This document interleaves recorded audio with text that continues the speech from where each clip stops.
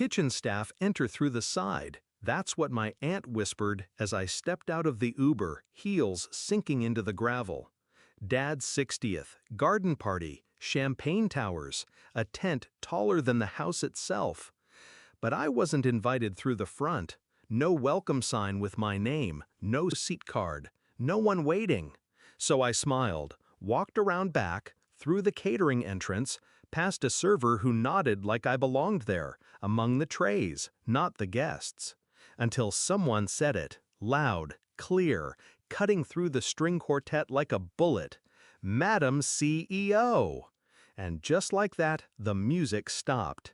They'd always called me the stubborn one, too loud, too ambitious, too much. My sister, Elise, was the soft one, pretty, polished, the one who'd make a good wife. I was the plan B, the she'll figure it out eventually daughter. Dad never said it outright. He didn't have to. He just didn't show up. Not for pitch competitions, not for my first funding round, not even when my name was listed in TechCrunch next to a $14 million Series A. He'd nod vaguely when people mentioned my startup, as if I ran a lemonade stand. Then brag for hours about Elise's Pinterest-worthy wedding. I started noticing the pattern after college. I'd get one-word texts for holidays, no calls, no photos, just a passive reminder that I was tolerated, not celebrated. At family dinners, they'd talk over me, smile politely when I mentioned my company, then change the subject, usually to Elise's new countertops or her husband's latest tax write-off. The tipping point came at Mom's funeral. I flew home overnight, red-eyed and shaking. Elise met me in the parking lot, said, "Dad's too emotional right now. He thinks it's better if you just stay in the back during the service." They buried my mother and buried me right beside her. But I didn't cry. I took notes. 2 weeks later, I turned down a buyout offer, $50 million. Everyone told me I was insane. I was, but not for the reason they thought. See, I wasn't building a company anymore. I was building a legacy, one they couldn't ignore, one they couldn't silence. Every late night, every ignored text, every time my father introduced me as Elise's sister, I turned it into fuel.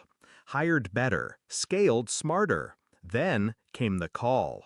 Forbes, 30 under 30. Then self-made women to watch. Then the cover. I wasn't supposed to attend Dad's 60th. The invite never came. But I RSVP'd anyway, through his assistant. She was a fan, said she used my app every day. I picked a sleek black dress, no jewelry. Let the cover speak for itself. It was framed in my hands, a full printout, matte finish, title bold, "The Woman Who Built a Billion-Dollar Empire from Her Garage." My eyes, my name, front and center. And when I walked past the buffet table and onto the marble platform where my father was giving his birthday toast, I held it high. He stopped mid-sentence, turned, the crowd parted like a wound. Whispers, "Is that? Wait, that's her? Oh my God, that's the founder of—" Elise turned pale. Dad blinked. "Hi," I said, calm, crisp. "Sorry I'm late. I had to come around the back." I handed him the magazine. He took it like it burned. The silence stretched. Then someone clapped. I didn't look to see who. Another joined, then another. Within seconds, the tent erupted. Not for him, for me. He tried to speak. I stepped forward. "You once told me I'd never be more than an afterthought," I said. So I made sure to become unforgettable. I didn't stay for cake, didn't need to. I left while the applause was still ringing. Let it haunt them. I didn't do it for revenge. I did it because erasure is a quiet violence, and I needed them to feel the weight of my presence.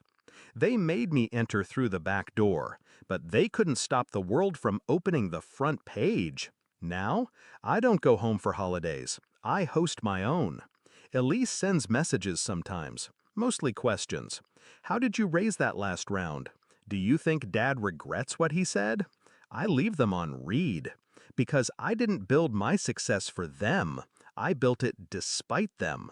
And that's power. That's peace. That's something no entrance, no invitation, no bloodline can ever take away.